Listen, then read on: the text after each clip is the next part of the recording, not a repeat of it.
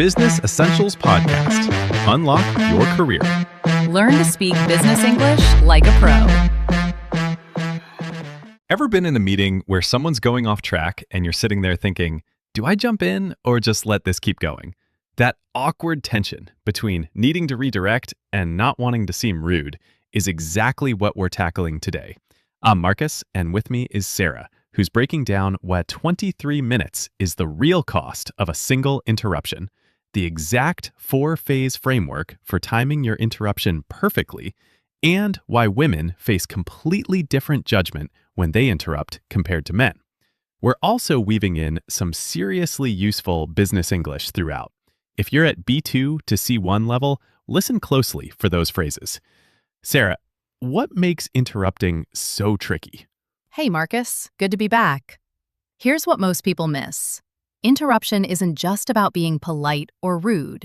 It's actually about power dynamics, neurobiology, and conversational styles that fly completely under the radar.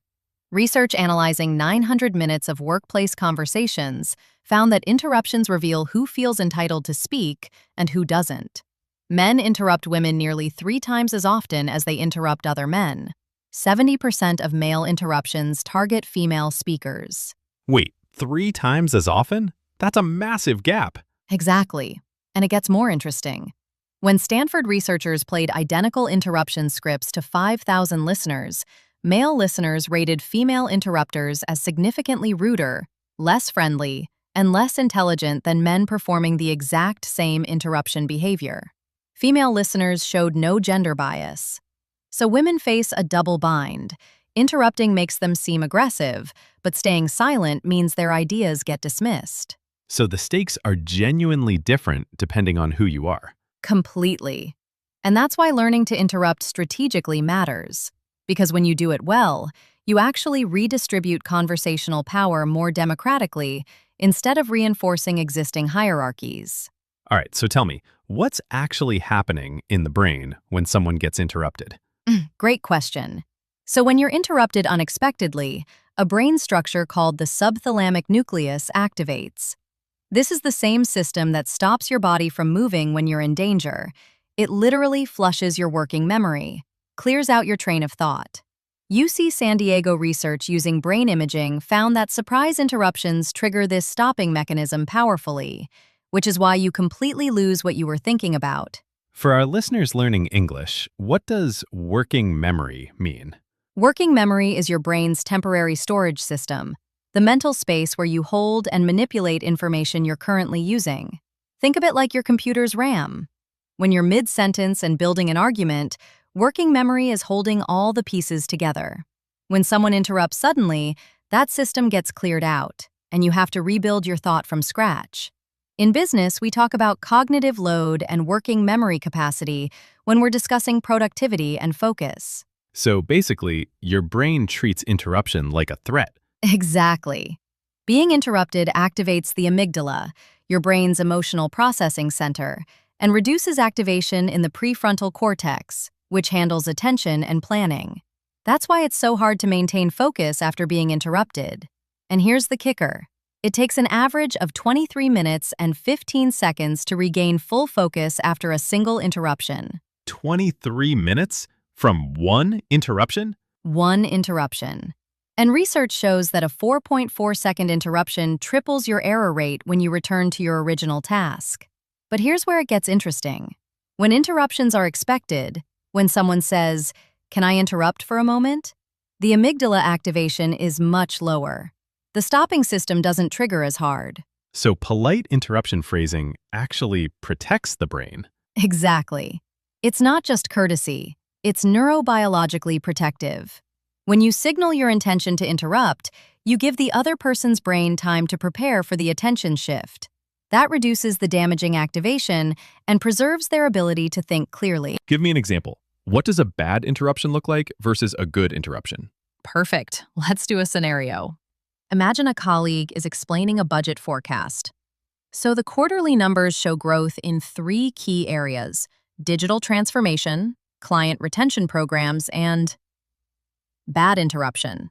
You cut in mid-sentence. Actually, I think we should focus on operational costs. The speaker immediately loses their train of thought. They were building a list. You've just activated their brain's stopping system. They feel frustrated, maybe defensive. So that damages the cognitive process. Completely.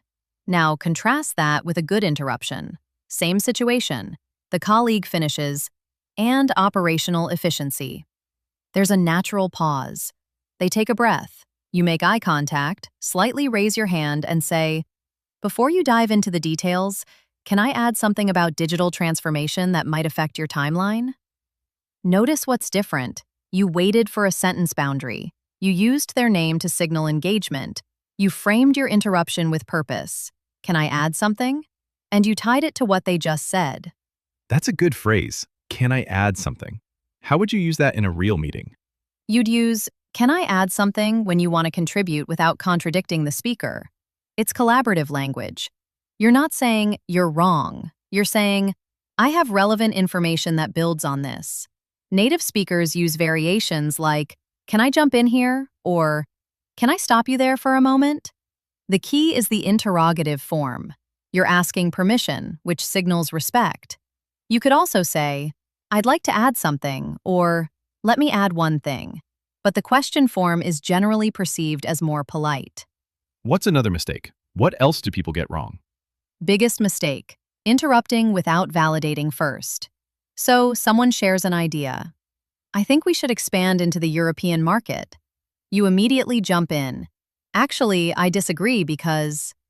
Your disagreement feels like an attack. Their amygdala activates. Now they're defending, not listening. So they go into threat mode. Exactly. The right way is validating first. "That's a great point, and I'd like to add something that might strengthen it. The European market has potential, but we need to consider regulatory complexity. Should we evaluate that risk before committing?" Notice the structure. Validation first. "That's a great point." Then collaborative framing. "I'd like to add something that might strengthen it." Then your content. Then you invite dialogue. "Should we evaluate?" So you're building on rather than contradicting. Exactly. Research shows that interruptions paired with validation maintain 40% more social cohesion. People feel understood and valued. When validation is absent, the conversation becomes defensive and unproductive. Let's talk about the framework. You mentioned a 4-phase structure. Walk me through it. So the framework is stop, signal, state, transition. Phase 1. Stop. You recognize the interruption moment.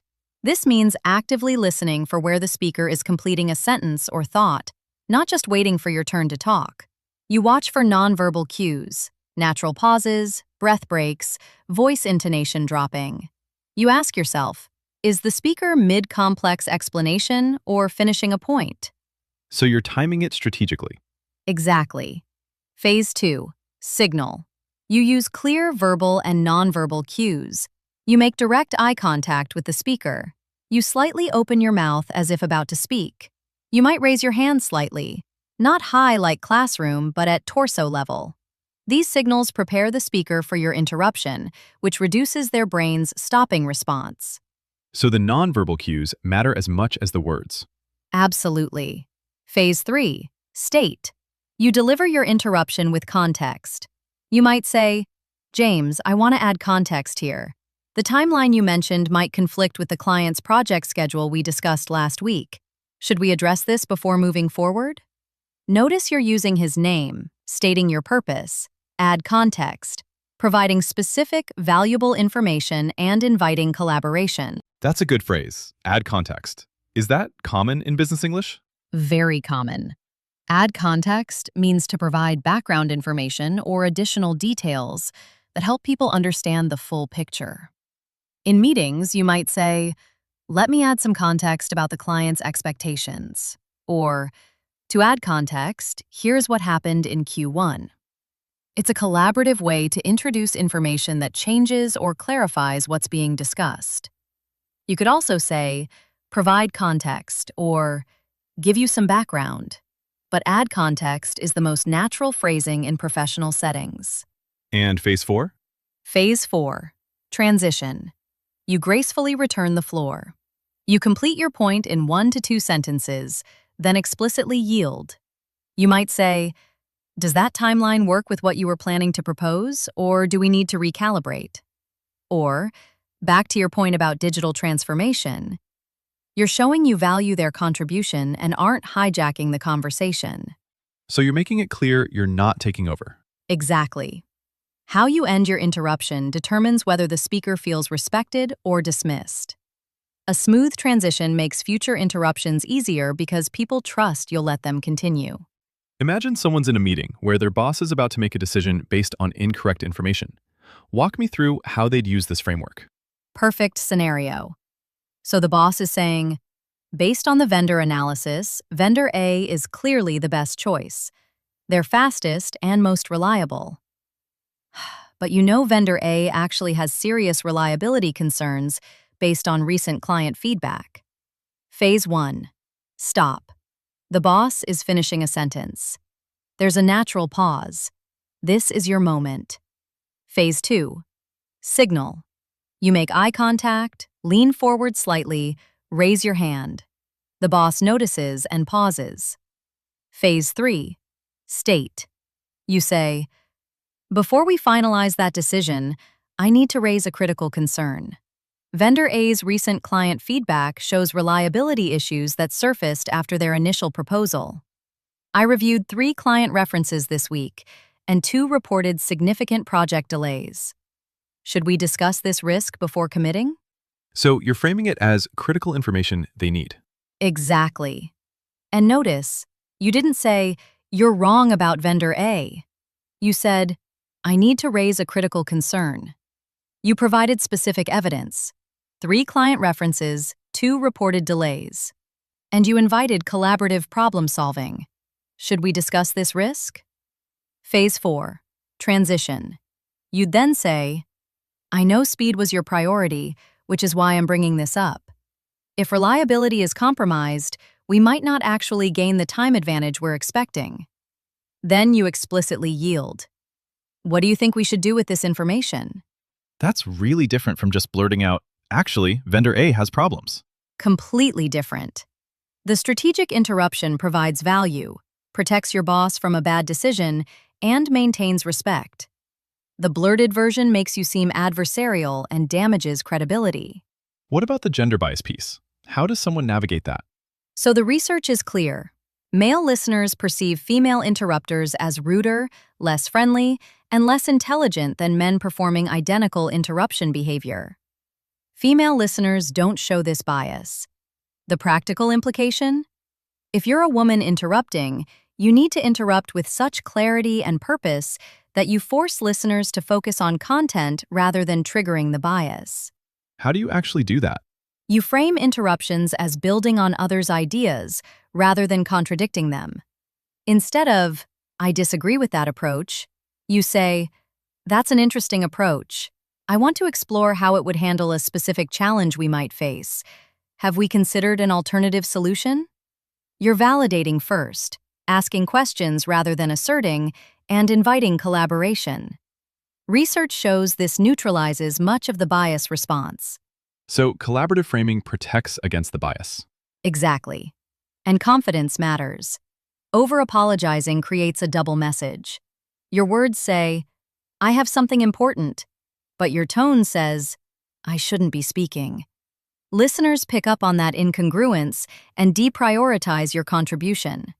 So instead of, "I'm so sorry to interrupt, I feel terrible, but," you say, "I want to clarify something before we move forward." Clear, confident statement. Before we wrap up, let's recap the key terms we talked about today. Sure. The main ones were working memory, add context, and collaborative framing. Working memory is your brain's temporary storage system where you hold information you're currently using. Add context means to provide background information that helps people understand the full picture. And collaborative framing means presenting your interruption as building on others' ideas rather than contradicting them. Great. So our listeners can use these terms when they're interrupting strategically in meetings, providing clarifications, or navigating power dynamics in professional settings. All right, so the big takeaway here is interruption isn't just about rudeness. It's about power dynamics, neurobiology, and strategic communication. The stop, signal, state, transition framework gives you the structure. Recognize the moment, use nonverbal cues, deliver your interruption with purpose, and gracefully return the floor. Research shows this approach reduces the brain's stress response by up to 40%, increases acceptance of your contribution, and actually protects the other person's ability to think clearly. Sarah, what's the one thing you want people to take from this? Stop feeling guilty about interrupting when you have something important to add. The skill isn't about never interrupting, it's about interrupting strategically. When you validate first, wait for natural pauses, frame your interruption with clear purpose, and transition gracefully, you're actually improving the conversation rather than derailing it. This is especially important if you've been talked over, or if you're dealing with gender bias. Polite interruption is a tool for redistributing conversational power. Practice the framework and watch how people's perception of you changes. Here's what we want from listeners. Try the stop, signal, state, transition framework in your next meeting. Notice when the natural pauses happen. Practice one of the opening phrases we discussed. And if you've been struggling to find your voice in meetings, this is your permission to interrupt. Just do it well. Next up, how to disagree without damaging relationships. You know those moments when you fundamentally disagree with someone's approach, but need to maintain the working relationship? Most people either stay silent and harbor resentment, or blurts out their disagreement in ways that create defensiveness. We're breaking down the exact phrases that let you challenge ideas without attacking people, why the brain processes disagreement as social threat, the framework for keeping conflict focused on issues, not personalities, and the cultural differences in how disagreement is expressed across business contexts. Whether you're disagreeing with your boss, pushing back on a colleague's proposal, or navigating team conflicts, this episode teaches you how to say, "I don't agree," in ways that strengthen relationships instead of destroying them. That's such a critical skill. Honestly, mastering disagreement is the difference between being seen as collaborative versus combative. Game changer. Couldn't agree more. Sarah, this was really great. Thank you so much for everything you shared today. Thanks for having me, Marcus. And everyone, this week, practice interrupting politely just once. Pick a moment, use one of those phrases, and see how it goes. You'll build that confidence muscle. Perfect. Small practice, big results. All right, everyone, go make it happen, and we'll be back next time with more. Keep pushing those boundaries. Talk soon, everyone. Business Essentials Podcast. Unlock your career. Learn to speak business English like a pro.